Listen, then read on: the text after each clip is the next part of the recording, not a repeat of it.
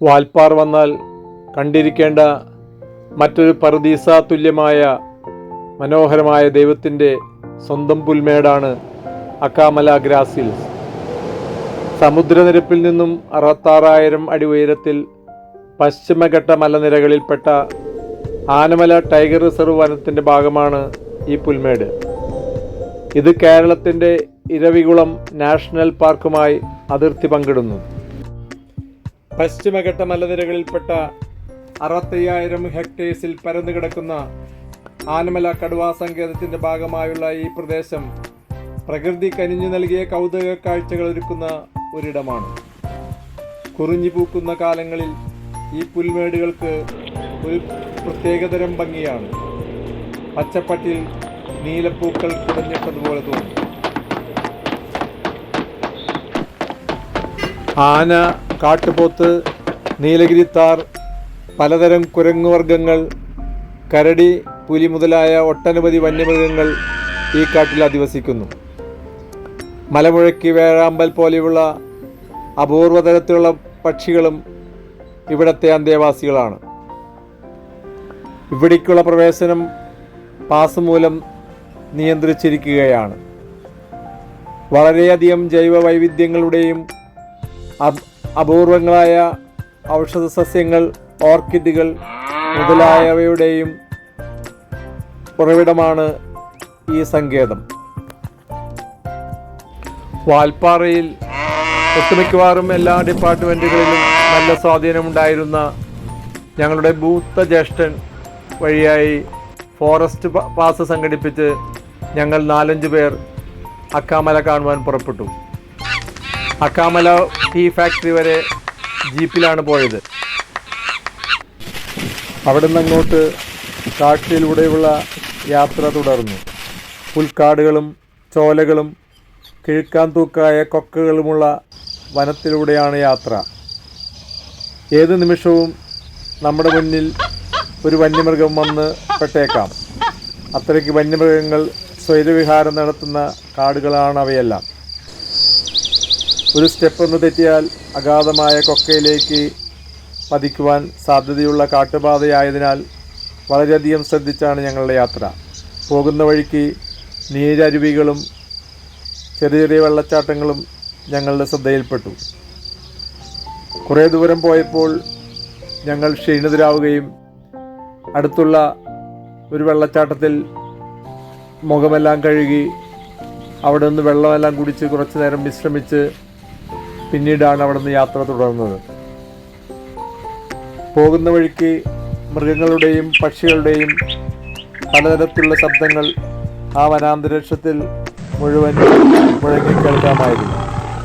മൃഗങ്ങളുടെ അസ്ഥികൂടങ്ങളും ചപ്പിച്ചവച്ച് തുപ്പിയ തൊലിയും രോമങ്ങളും കൂടിയ അവശിഷ്ടങ്ങളും അവിടെ കിടക്കുന്നത് കാണാൻ കഴിഞ്ഞു.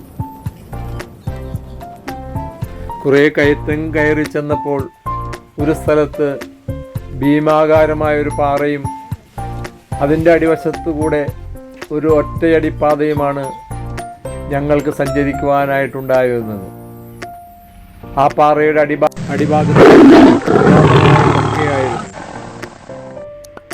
2 ആഴ്ച മുമ്പ് ആ പാറയുടെ മുകളിൽ ഒരു പുലി ഇരിക്കുന്നത് കണ്ട കാഴ്ച വാച്ചർ ഞങ്ങളോട് വിവരിച്ചപ്പോൾ ഞങ്ങളുടെ ഉള്ള് ശരിക്കും ഒന്ന് പിടഞ്ഞുപോയി.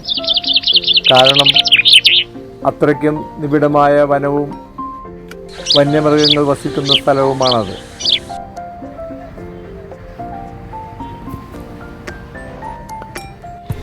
പിന്നീട് അങ്ങോട്ട് ഞങ്ങൾ ചുറ്റിലും മൃഗങ്ങൾ വല്ലതും ഉണ്ടോ എന്ന് കണ്ണോടിച്ചുകൊണ്ടാണ് യാത്ര തുടർന്നത്.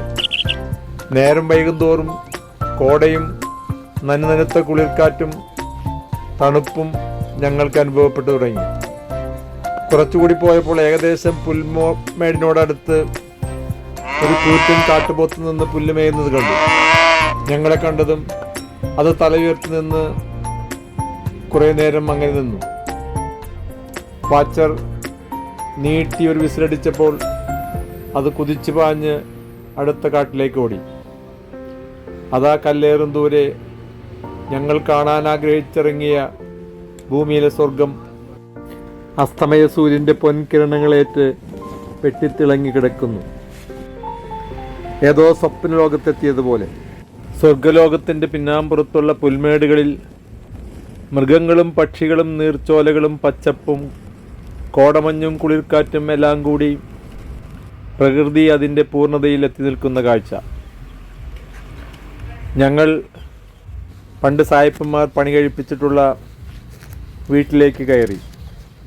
2 മുറിയും അടുക്കളയുമുള്ള ഒരു വീടാണത്. പണ്ട് കാലത്ത് സായിപ്പന്മാർ കുതിരപ്പുറത്ത് വന്ന് മൃഗങ്ങളെ വേട്ടയാടി പാകം ചെയ്ത് ബംഗ്ലാവിൻ്റെ താഴെ മന്ദമായി ഒഴുകുന്ന പൂഞ്ചോലകളിൽ നിന്നും ഒരു പ്രത്യേകതരം മീനെ പിടിച്ചു വറുത്തും പൊരിച്ചും മദ്യപിച്ചും അങ്ങനെ വന്യമായ ആഘോഷരാവുകൾ ആടിത്തിമർത്ത സ്ഥലങ്ങളാണിവിടം. ഞങ്ങൾ സാധനങ്ങളെല്ലാം മുറിയിലടക്കി വെച്ച് ഫയർ പ്ലേസിൽ വിറക് കൂട്ടി തീയിട്ട് അതിനടുത്തിരുന്ന് ക്ഷീണമകറ്റാൻ തുടങ്ങി. രാത്രി കഴിക്കാൻ കൊണ്ടുവന്ന ഭക്ഷണവും അല്പം മദ്യവുമെല്ലാം ഞങ്ങൾ അകത്താക്കിക്കൊണ്ടിരുന്നു. രാത്രിയായതോടെ വീടിന് ചുറ്റും മൃഗങ്ങളുടെ കാൽപ്പെരുമാറ്റം കേട്ടു തുടങ്ങി. ഇടയ്ക്കിടെ കുതിച്ചു പായുന്ന വേട്ടമൃഗങ്ങളുടെ കാലടി ശബ്ദങ്ങളും ഇരകളുടെ പിടഞ്ഞുള്ള തേങ്ങലുകളും ഞങ്ങൾക്ക് അകലെ കേൾക്കാമായിരുന്നു. അരണ്ട വെളിച്ചത്തിൽ ഞങ്ങൾ അവയെല്ലാം നിരീക്ഷിച്ച് അങ്ങനെയിരുന്നു. തണുപ്പകറ്റാൻ വേണ്ടി ഞങ്ങൾ കുടിച്ച മദ്യത്തിനോ ഞങ്ങൾ പുതച്ച വലിയ കമ്പിളിക്കോ മുറിയിൽ കൂട്ടിയിട്ടിരിക്കുന്ന തീക്കട്ടകൾക്കോ അസ്ഥി തുളയ്ക്കുന്ന തണുപ്പകറ്റാൻ കഴിഞ്ഞില്ല. അത്രയ്ക്കും കൊടിയ തണുപ്പായിരുന്നു ആ കാലാവസ്ഥയിൽ. പിറ്റേന്ന് രാവിലെ ഞങ്ങൾ കണ്ട കാഴ്ച കണ്ണഞ്ചിപ്പിക്കുന്നതായിരുന്നു. സൂര്യൻ അതിൻ്റെ സകല പ്രഭാവത്തോടും കൂടി സ്വർണരഥത്തിൽ ചുറ്റിലും പൊൻപ്രഭ ചൊരിഞ്ഞു നിൽക്കുന്നു. സ്വർണപ്രഭയിൽ കുളിച്ചു നിൽക്കുന്ന പുൽനാമ്പുകൾ ശരിക്കും സ്വർണവെഞ്ചാമരങ്ങളെപ്പോലെ കാറ്റത്തിളകി ആടിക്കൊണ്ടിരുന്നു. കണ്ടാലും കണ്ടാലും എത്ര കണ്ടാലും മതി വരാത്ത കാഴ്ച. വീടിന് ചുറ്റുമുള്ള പുൽമേടുകളിൽ നടന്നു നീങ്ങിയപ്പോൾ അവിടെയായി മൃഗങ്ങളുടെ അസ്ഥികളും പക്ഷികളുടെ ചിറകുകളും വാടിക്കരിഞ്ഞ് മണ്ണോട് ചേർന്ന നീലക്കുറിഞ്ഞി പൂക്കളും കാണുകയുണ്ടായി.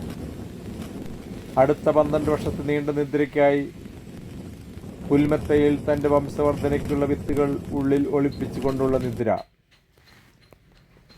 കാലത്തെ പ്രാതലിന് ഞങ്ങൾ കൊണ്ടുവന്ന ഭക്ഷണത്തിനോടൊപ്പം വാച്ചർ അടുത്ത പൂഞ്ചോലത്തോട്ടിൽ നിന്ന് പിടിച്ച് മസാല പുരട്ടി ഇലയിൽ പൊതിഞ്ഞ് മണ്ണടുപ്പിൽ ചുട്ടെടുത്ത വളരെ സ്വാദിഷ്ടമായ മത്സ്യവുമുണ്ടായിരുന്നു.